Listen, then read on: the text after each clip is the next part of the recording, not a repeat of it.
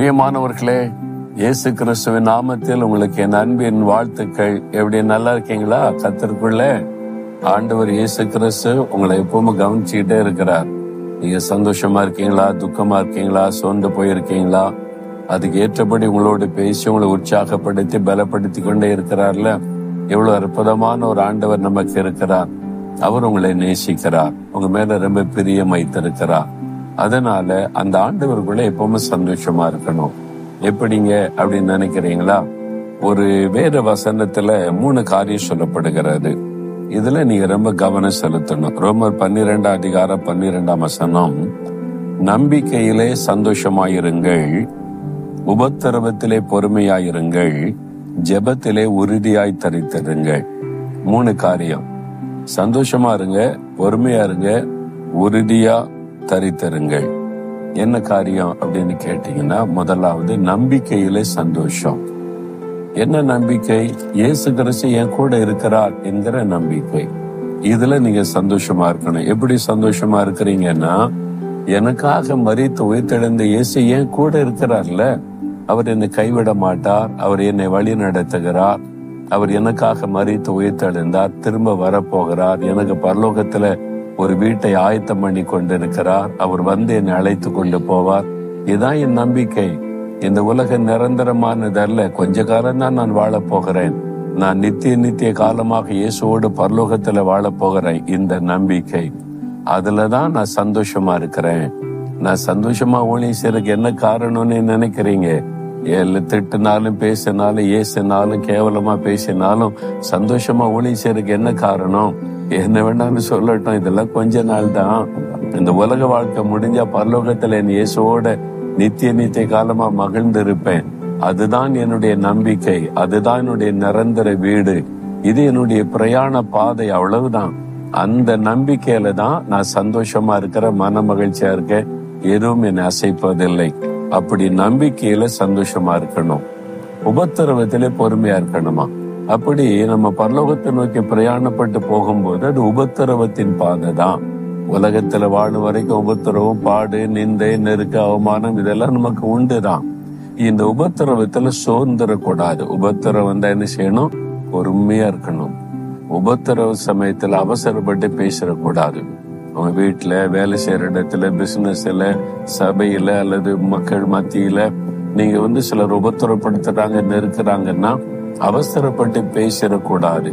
உபத்திர காலத்துல ரொம்ப பொறுமையா இருக்க நீங்க கற்றுக்கொள்ளணும். இயேசு பாத்தீங்களா, அவர் மீது அபாண்டமான பழி சுமத்துறாங்க, கேவலப்படுத்துறாங்க, அடிக்கிறாங்க, அவர் முகத்துல துப்புறாங்க. எவ்வளவு ஒரு வேதனையான காரியம். அவர் ஏதாவது பதில் பேசினாரா? பொறுமையா அமைதியா இருந்தார். எல்லாம் எவ்வளவு நாளைக்கு பண்ணுங்க, செய்யுங்க, எல்லாம் கொஞ்ச நாளைக்கு தான், அப்புறம் நான் உயிரோடு எழுந்திருப்பேன் மகிமையின் சரீரத்தோடு. அதுக்கப்புறம் யாரும் இயேசுவை டச் பண்ண முடியாது. அவருக்கு தெரியும் கொஞ்ச காலம்தான் இந்த உபத்திரவம். அதனால இந்த உபத்திரவத்துல நீங்க பொறுமையா இருங்க. சும்மா அவசரப்பட்டு கோவப்படாதுங்க, எரிச்சல் படாதுங்க. நீங்க கோவப்பட்டு பேசுறதுனால என்ன நடக்கும்? வீட்டுல சமாதானம் பாதிக்கப்படும், வேலை செய்யற இடத்துல உங்களுடைய அந்த ஐக்கியம் பாதிக்கப்படும், சபையில ஒரு சந்தோஷம் பாதிக்கப்பட்டுரும். அதனால நீங்க உபத்திரவப்படுற சமயத்துல பொறுமையா இருக்க பழகிக்கொள்ளுங்க. ஏசு தானே கற்றுக் கொடுத்தார். அதனால உபத்திரவத்திலே பொறுமையா இருங்கன்னு சொல்றாருல, பொறுமையா இருங்க. இந்த பொறுமை தானே வர மாட்டேங்குது. அவசரப்பட்டு பேசிப்படுறேன், அப்புறம் அந்த வார்த்தையை வச்சுட்டு என்ன வேற மாதிரி பேசுறாங்க. என்ன அது மாதிரி பேச வைக்கதான் அந்த மாதிரி பேசுவாங்க. ஏன் என்ன திட்டிக்கிட்டே இருக்காங்க? பேசி நான் பதில் சொல்ல மாட்டேங்கிறேன்னு இன்னும் திட்டுறாங்க. ஏதாவது பதில் சொன்னா அதை வச்சு இன்னும் பிரச்சனை உண்டாக்கலாம். நீ பேசிட்டு போப்பா அப்படின்னு சொல்லிட்டு பொறுமையா இருந்தேன்னு வைங்களேன், பிசாசு தன்னால வெட்கப்பட்டு போயிடுவான். அதனால உபத்திர சமயத்துல பொறுமையா இருக்க பழகி கொள்ளுங்க. ஆண்டவர் அந்த கிருபையை உங்களுக்கு தருவார். 3வது ஒன்று சொல்லப்பட்டிருக்கிறது, ஜெபத்திலே உறுதியாய் தரித்திருங்கள். ஜெபம் இதான் ரொம்ப முக்கியம். நீங்க ஜெபத்துல உறுதியா இருந்தாதான் பொறுமை வரும், சந்தோஷமா இருக்க முடியும், சாந்த குணமுறை எல்லாமே ஜெபத்துலதான் பெற்றுக்கொள்ள முடியும். ஏன்னா ஜெபம் பண்ணும்போது என்ன நடக்குது? நம்ம இயேசுவின் பாதத்தில் உட்காரோம், அவரை நோக்கி பார்க்கிறோம், அவருடைய பிரசன்னத்துல இருக்கிறோம்ல. அப்ப இயேசுடைய சுபாவம் ஜெபிக்க ஜெபிக்க ஜெபிக்க அவருடைய சுபாவம் நமக்குள்ள வந்துகிட்டே இருக்கும். அவருடைய பொறுமை வரும், அவருடைய சாந்த குணம் வரும், அவருடைய அன்பு நமக்குள்ள உண்டாகும், அவருடைய சந்தோஷம் நமக்குள்ள வரும், அவருடைய பலன் நமக்குள்ள உண்டாகும். அதனாலதான் வசனம் சொல்லி ஜெபத்திலே உறுதியாய் தரித்திருங்கள். இது சாத்தானுக்கு தெரியும். அதனாலதான் அவனுடைய ஜெபத்தை தடுக்கிறதுக்கு என்னெல்லாம் உண்டு அதெல்லாம் பிசாசு செய்வான். நாளைக்கு ஜெபம் பண்ணிக்க, சாயங்காலம் ஜெபம் பண்ணிக்க, இப்ப டயர்டா இருக்கல கொஞ்சம் தூங்கிரு அப்படிலாம் நம்முடைய மனசுல எண்ணத்தை உண்டாக்குவான். நீங்க அதுக்கு இடம் கொடுத்துட்டீங்கன்னா அவ்வளவுதான், ஜெப நேரம் போயிடும். சாயங்காலம் ஜெபிக்கலாம்னு நினைப்பீங்க, சாயங்காலம் சொல்லுவான் ராத்திரி ஜெபிச்சுக்கலாம். ராத்திரி ரொம்ப டயர்டா இருக்கல, நாளைக்கு ஜெபிச்சுக்கலாம்.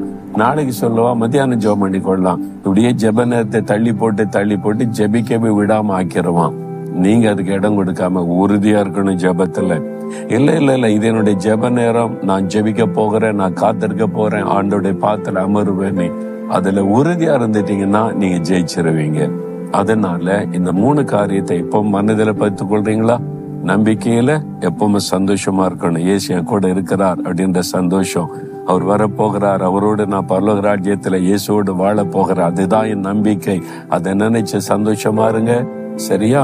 உபத்திரம்னா பொறுமையா இருங்க. யார் வேணாலும் பேசிட்டும் திட்டட்டும் அடிக்கட்டும் பரவாயில்ல, நான் பொறுமையா சகித்து கொள்றேன். இயேசுகர் சாதாரண கற்றுக் கொடுத்ததுக்கு பொறுமையா இருங்க. ஜெபத்துல உறுதியா இருங்க. ஜெபம் நீ வந்துட்டா உறுதியா ஜெபிக்கணும். சரியா? இந்த 3 கரெக்டா செய்வீங்களா அப்படின்னு ஆண்டவரை பார்த்து சொல்லுங்க. ஆண்டவரே, எனக்கு கொடுத்த நம்பிக்கைக்காக ஸ்தோத்திரம், அதுல நான் சந்தோஷமா இருப்பேன். உபத்திரவை என்ன வந்தாலும் நான் பொறுமையா இருப்பேன். என்னை ஜெபத்துல உறுதியாய் தரித்திருப்பேன். எனக்கு கிருபை தாங்க. இயேசுவின் நாமத்தில் ஆமேன், ஆமேன்.